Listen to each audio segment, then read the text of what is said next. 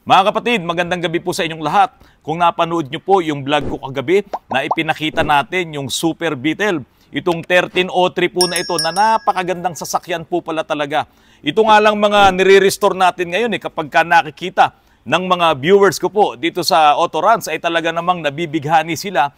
Kaya naman ako ay lalong nabighani dito sa mga Volkswagen na ito mula nung nakita ko itong Super Beetle na ito na ang ganda-ganda pala talaga niya. Asahan nyo po yung aking puti na Volkswagen, lahat ng pwede kong ikarga dito, lahat ng pwede kong ikabit dito sa puting Volkswagen na to ay sisiguraduhin ko na pang 1303 na Volkswagen. Ngayon mga kapatid, marami rin pong nagtanong sa vlog ko kagabi tungkol doon sa electric aircon. Tinatanong nila kung pwede daw ba ito doon sa mga Suzuki, no? Yung mga minivans. Pwede po. Pwede daw po ba ito sa mga crosswind, sa mga adventure na dual aircon? Pwede po. Tinignan ko po doon sa kanyang specifications. So ibig sabihin, ito pong compressor na yan ay pwede kahit na ang gamit mo pa ay SUV o kaya ang gamit mo pa ay mga sedan. So pwede po. Base doon sa specs na nakuha ko doon sa website ng Triligo, yung mismong gumawa ng compressor po na yan. Ngayon mga kapatid, pahapyawan po ulit natin itong tungkol sa mga automatic transmission. Mayroon po kasing 4 na types ang automatic transmission. Ngayon, yung 4 na types po na yan, diyan ngayon nagkakaroon ng maraming kalituhan. Yung transmission na gamit mo, ang akala mo katulad din ng transmission na gamit niya. Ang nangyayari na sasabi siyang lahat ng iyan ay automatic transmission. Pero may mga pagkakaiba po sila ng operations. Alam nyo, pag bili nyo ng bagong sasakyan, o halimbawa, bumili kayo ng Toyota, nakalagay doon, CVT. I-explain ba sa inyo nung dealer, i-explain ba sa inyo nung salesman kung ano ang trabaho ng CVT? Hindi. Ngayon, halimbawa, bumili kayo yung traditional na automatic transmission, hindi naman nila din i-explain sa inyo kung paano mo alagaan ng iyong automatic transmission. Bahala ka sa buhay mo. Ngayon, ito, yung bumili ng mga DCT, dual clutch transmission, hindi nila sasabihin doon sa bumili na iyan ay automated lang yung shifting ng gears. Hindi talaga katulad nung traditional. Malaki ang pagkakaiba ng operations nila. Maging yung bumili ng mga AGS karamihan sa mga Suzuki, yung auto gear shift na transmission, iyon po ay halos manual transmission din na ginawa lang automatic yung pagsishift, yung pagkakambyo, yung pag-clutch mo para maintindihan mo at para makapag-vlog ka ng tamang vlog para sa automatic transmission, siyempre, kailangan maintindihan mo lahat kung ano ang operations nitong mga types ng automatic transmission. Unahin natin yung DCT, Dual Clutch Transmission. Sa Dual Clutch Transmission, iyan ay manual transmission na automated yung pag-shift. Sa Dual Clutch Transmission, may dalawang clutch, may dalawang release bearing, may dalawang shafting, input shaft, at may dalawa rin po siyang pressure plate. Yung mga pyesa po na yan ay gumagana simultaneously. Paano yon? Halimbawa, ikinambyo mo sa drive, pupunta yan sa primera. So yung gear 1 mo, naka-engage na yan, at pag binitawan mo ang preno mo at inapakan mo ang accelerator mo, dire-diretso na yan. Pero habang iyan ay umaandar sa primera, naka-preselect na yung segunda. So ito namang clutch ng segunda, itong release bearing ng segunda, pati yung pressure plate niyan, pati yung input shaft niyan, naka-ready na yan. At kapag ka inabot na nung speed sensor, yung tamang panahon kung kailan siya magsishift, bibitaw ngayon yung primera at nando na kagad. Segundo lang ay kapit na po yung segunda mo. Simultaneous yung pagsishift niya, sunod-sunod. Kaya kung halimbawa kumagat na yung segunda, naka-preselect na yung tersera. Ngayon, nakaabang din naman si primera na kung sakaling bababa yung RPM mo or bababa yung speed mo, babalik siya sa primera.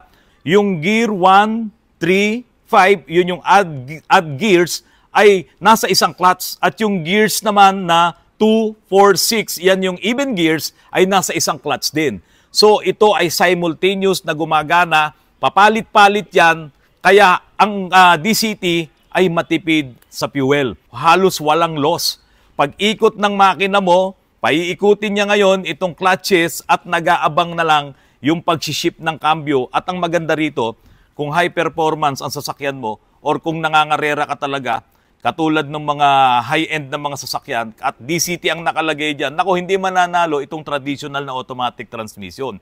Kasi wala pong loss itong DCT. Pag ikot ng sigunyal mo, ikot ng flywheel niyan, dire-diretso, nakarekta ka na ngayon doon sa gearbox ng yung DCT. Hindi katulad doon sa traditional na automatic transmission, no, na naka-torque converter, o sabi ko nga doon sa mga nakaraang vlog ko, wala silang koneksyon.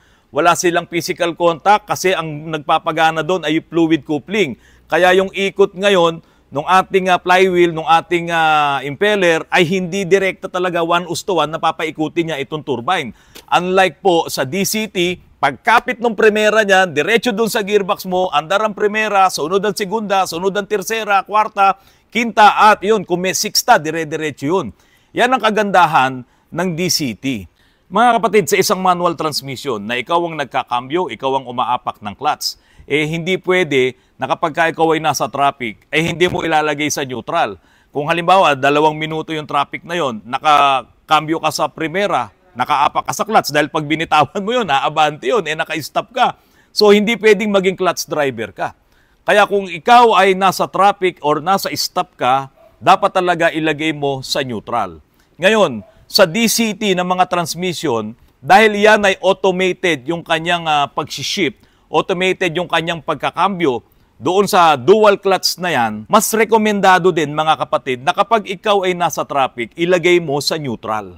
Kasi kung hindi mo yan ilalagay sa neutral, parang katulad din yan nung manual transmission na medyo may konting kaskasan yung lining mo dyan at yung pressure plate.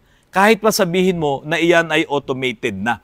Ang automated lang naman doon ay yung pagkakambyo. Kaya nga yung iba ng mga naka-DCT, kapag ka naluluma na yung kanilang mga DCT, yung clutches, ang nangyayari kapag ka nasa traffic at nakalagay doon sa drive, nanginginig.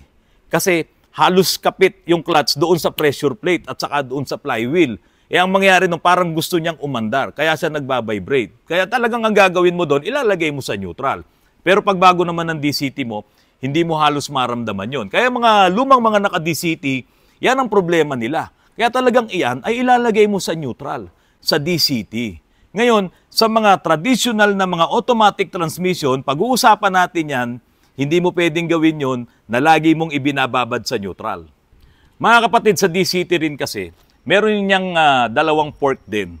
Yung 2 fork na yon, nakatulad sa manual transmission na isa lang ang fork, dito sa DCT 2. At iyon ay automated. Iyon ay mayroong computer module na nagko-command sa kanya kung kailan niya ngayon ikakasa yung synchronizer para maglapat ngayon. Kung halimbawa nasa 1, ikakasa niya ngayon yung synchronizer nung primera at yung susunod naman, naka-preselect na ngayon. Yung segunda, ganun din ang gagawin nung isang automated fork na yan. So, yun ang trabaho ngayon ng mga fork na yan. Kaya lang, ang nagiging problema nga dito mga kapatid, kapag medyo gastado na itong clutch assembly mo, kasama yung fork na yan, kasama yung mga mekanismo doon, diyan ngayon nagkakaproblema talaga itong DCT. Puntahan naman natin yung traditional na automatic transmission. Itong traditional na automatic transmission, mayroong mga sets of linings, marami. Sa isang automatic transmission, yung mga malalaki talaga, umaabot ng 20 to 30 pieces ng mga clutch lining sa loob ng isang automatic transmission. At merong maraming mga pressure plates o mga plates at brake plates na nandiyan sa loob ng automatic transmission. At marami rin yung mga planetary gears, kung gaano karami yung speeds na nandiyan sa iyong automatic transmission. Merong 8 speeds, merong 9 speeds, pero itong mga kadalasan na ginagamit natin tulad ng mga crosswind, mga Grandia, yung mga naunang mga automatic transmission, kadalasan yan ay 4 speeds lang yung mga automatic transmission na yan. So, maraming laman ng mga planetary gears. Ngayon, sa isang automatic transmission ay gumagamit po yan ng torque converter. Doon pa lang sa torque converter, yung mga malalaking mga SUVs or malalaking mga sasakyan, malaki ang torque converter noon. Doon pa lang sa loob noon, marami na pong linings doon. Iba ang trabaho ni traditional na automatic transmission kumpara dito sa DCT. Halimbawa, itong si automatic transmission na traditional, ang nag-engage sa kanya ay yung mga linings na yan. Halimbawa, naka-engage yung primera, magkadikit yun. Lahat ngayon nung mga linings sa segunda, yung linings sa tersera, sa kwarta, yung linings sa reverse ay hindi naka-engage. Kasi hindi pwedeng magsabay ng gana ng engagement si primera at si tercera. So ngayon, habang nakakapit or naka-engage yung primera mo, itong mga linings na yan, doon sa iba't ibang mga planetary gears, hindi yan naka-engage. Patuloy yung kanyang pag-ikot doon at dumadampi yan doon sa mga plates, sa mga pressure plates. Ganyan yan. Ngayon, kung halimbawa nag-engage ang segunda, ito naman ang primera ang hindi mag-engage, ganun din yun, paikot-ikot lang yun. Pati yung reverse, ganun, kasi lahat doon ay umiikot, lalo na kung umaandar ka na, kasi hanggang doon sa output shaft ang ikot ng automatic transmission. Kapag hindi na talaga maganda ang iyong fluid, or nag-varnish na, kasi talagang nagba-varnish po yan eh. Ano po ba pag sinabi nagba-varnish? Di ba yung varnish, makinis? Top coat yun eh.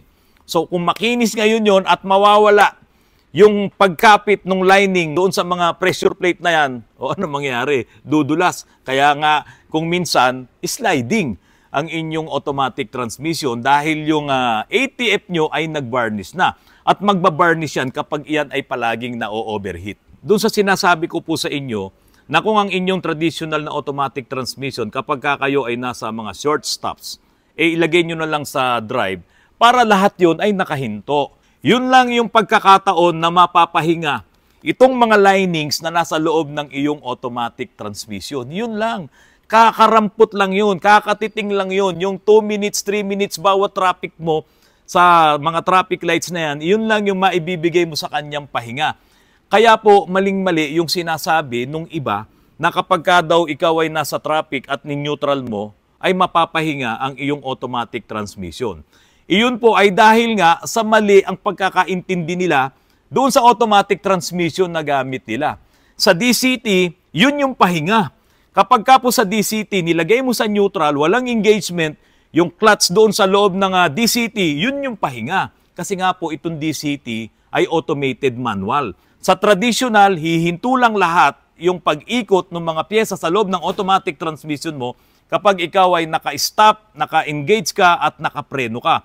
Pero kung naka-neutral ka, hindi po yan humihinto, umiikot po lahat yan. At kahit po kung ikaw din ay nakapark, ay umiikot din po lahat yan. Teka muna, paano na yun? Sasabihin mo, paano na yun? Wala rin palang kwenta yung park. Hindi nga, kaya nga hanggat maaari, pamalagiin nyo na laging maganda ang inyong automatic transmission fluid, yung hindi nagbabarnish. Kasi doon naman talaga nakadesign yan. Yung fluid na yan, yun ang trabaho niya. Pero kung talagang maruming-marumi ang fluid mo, may varnish na yan, sunog na yan. Siyempre, pag nasunog ang isang bagay, di ba, nawawala talaga yung mga dapat niyang trabaho. Kung sobra-sobra kayo sa budget, isabi nyo, kung gamit na gamit nyo ang mga sasakyan nyo, isabi nyo every change oil nyo, mag-drain and refill lang kayo ng inyong ATF. Dahil hindi mo talaga mapipigilan na mag-ikot-ikot yung mga linings na yan habang ginagamit mo. Halimbawa, tumatakbo ka sa highway, 100 ang takbo mo, 100 kilometers per hour, naka-engage yung iyong drive. So ngayon, pag gumagana na yung torque converter clutch mo, nakalock na siya doon, ang takbo mo 100, nakalock na yung engine, saka yung transmission. Nakalock na yung torque converter, no? So, dire-diretso, umiikot, rekta na yun. Doon sa output shaft mo, yung propeller mo, pero lahat umiikot pa rin sa loob. Walang nakahinto doon, umiikot lahat yun. Kaya nga dapat pamalagiin nyo na maganda ang inyong mga fluid. Ngayon, ano lang yung pagkakataon na ipapahinga mo si traditional na automatic transmission, yung nakahinto ka, tapos naka-engage ka, at yun nga po ay nasa drive. Yung ibang mga vlogs ko, nandoon yung mga explanations natin dyan. May mga examples pa tayo tungkol sa traditional na automatic transmission. May vlog din po ako tungkol sa DCT. May vlog din po ako tungkol sa CVT. At pati sa AGS may vlog tayo. Ngayon lang ngayon, para hindi magkaroon ng kalituhan, pinagsama-sama ko sa isang vlog. Mauunawaan nyo ngayon na hindi naman pala nilalahat ko yung mga automatic transmission na ilagay mo sa drive. Kaya ito na po yung conclusion doon sa mga tanong ng marami po tungkol po doon sa mga vlogs ko rin. Ngayon, puntahan natin si CVT, Continuously Variable Transmission. Si CVT ay gumagamit din po ito ng torque converter. At yung kanyang input shaft, nandoon din yung forward clutch at nandoon din yung reverse clutch. At meron din po siyang planetary gear doon. Ngayon, si CVT po, wala nga lang siyang mga planetary gears pagdating doon sa gear set. doon sa primera, segunda, tercera, kwarta at kung ano-ano pa yung karugtong nun. Kasi si CVT po ay mayroong dalawang pulley. At yung pulley po na yon ay yung driving pulley at driven pulley. Yun po yung lumalaki, lumiliit at nandoon yung kanyang mga speeds, nandoon yung kanyang ratio. Halimbawa po, inilagay mo sa drive ang iyong CVT. So, pupunta yan doon sa low speed. Hindi ko masasabing primera Kasi nga po sa CVT, wala na dyan yung laktaw, yung primera, segunda, tercera, wala na po. Kasi yung pulley po na yon, doon sa starting na motion ng iyong sasakyan, so pag start mo, na-engage na, yung drive mo, umiikot na ngayon, itong yung forward clutch mo, pag bitaw mo ngayon ng preno, iikot itong pulley mo. So, maliit muna itong si driving pulley at malaki naman si driven pulley. So si driven pulley, dahil nga sa nasa low speed ka, maraming ikot ngayon nitong driving pulley mo, tapos malaki naman itong pulley mo dito, kaya malakas yun, powerful yun. Ganun po yung sa starting, low speed. Ngayon, habang umaandar ka ngayon at bumibilis ka, ito namang driving pulley mo lumalaki at paliit naman ang paliit, ito si driven pulley. Kaya ngayon, malaki na ngayon itong driving pulley mo. No, isang ikot pa lang niya, ang dami na ngayong ikot nitong driven pulley mo. Kaya mabilis na, high speed na. At iyon ngayon, liliit, lalaki. So alternate po talaga yun. Kaya nga, continuously variable transmission. Yung ratio niya, walang laktaw. Continuous yun. Habang bumabagal ka at habang bumibilis ka, hindi mo mararamdaman yung shifting. Kasi halos wala. Dahil nga po ito ay walang katulad nung sa DCT, na may mga clutch na nagpapalit-palit para mag-shift ng primera, segunda, tercera. Hindi rin to katulad nung traditional na automatic transmission na mayroong mga planetary gears na kailangan din mag-shift para makuha mo yung ratio, yung gear 1, gear 2, gear 3, gear 4. Iba po si CVT. Ngayon, ang similar lang na operation nila ni traditional automatic transmission ay parehas itong gumagamit ng torque converter. At doon sa pulley po, mga kapatid, yung driven pulley, yun ay papunta na sa differential. Pero itong driving pulley, may clutch pa doon.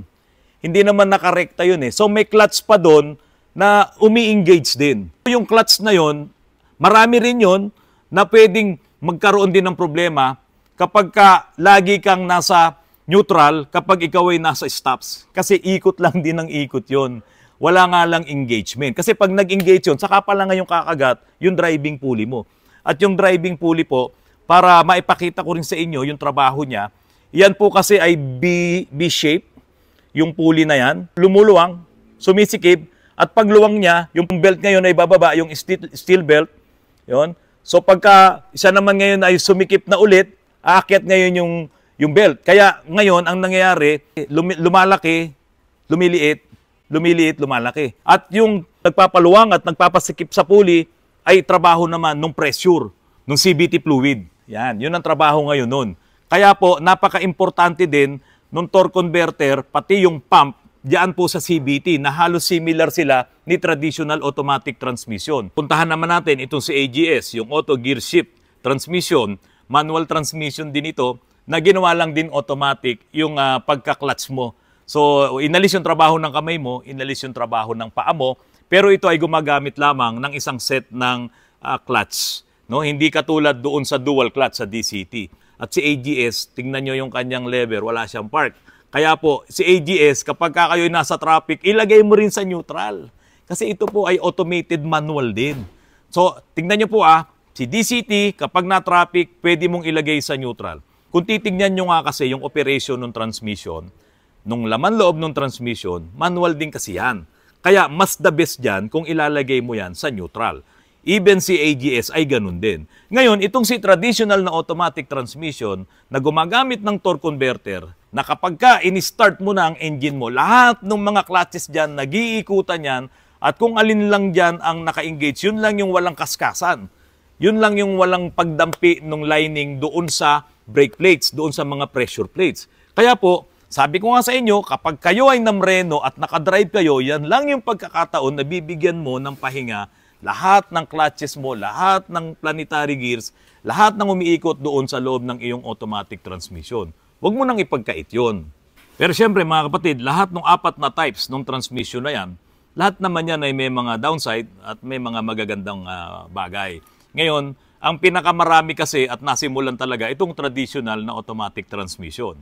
At marami ring mga magagaling na technician na nakakapag-overhaul, nakakapag-rebuild ng automatic transmission.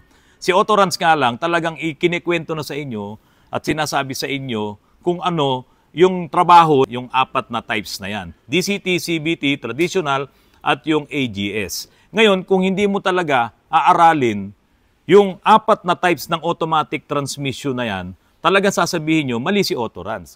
Kapag kasi narinig nyo na sinabi ni Autorans na ilagay mo sa drive, kapag ka ikaw ay nasa traffic, ang gamit mo pala DCT, adi syempre masama ang loob mo sa akin. Kasi ang akala mo, pare-parehas lang ang mga automatic transmission. So si DCT at si AGS, halos may similarity sila. Dahil parehas yan na manual na ginawang automatic, yung pag-shift. Ginandahan lang dito kay DCT. Pero si DCT, medyo mahal ang maintenance nito. At hindi lahat ay kayang gumawa nito. Ngayon, itong mga automatic transmission na nauna, yung mga traditional, merong mahal din, lalo na yung mga mamahaling sasakyan. Pero meron ding mga mura dahil nga marami ka namang nabibiling pyesa. Ngayon, si DCT, talagang ito karamihan doon sa mga high performance car, yan ang inilalagay nila. Kasi talaga naman napakabilis. Biro mo, 1:1 yan eh. Kapag ka umikot yung makina mo, nag-engage yung clutch na yun, papunta doon sa gearbox mo, papunta sa primera, segunda, tersera, napakabilis. Samantalang sa traditional na automatic transmission, pag hindi gumana ang lock-up clutch mo, wala kang 1:1. Pero sa DCT, bawat cambio noon, 1:1 yun. Pero syempre, dadaan nga lang sa mga gears para hindi mahirapan ang iyong makina. Mga kapatid, maraming salamat po sa patuloy na pagtangkilik at pagsubaybay niyo po sa aking mga vlogs. Nagpapasalamat ako doon sa mga seniors at mga subscribers ko po na pumupunta dito sa Autorans, nagpapapicture po sa akin.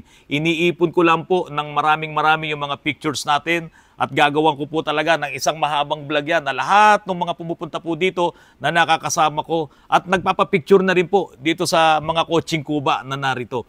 Yung 1303 na dinating po dito nung isang gabi, tabayanan nyo po yan. Mga kapatid, huwag po kayong magsasawa sa inyong abang lingkod. Magandang gabi po at maraming salamat sa inyong lahat.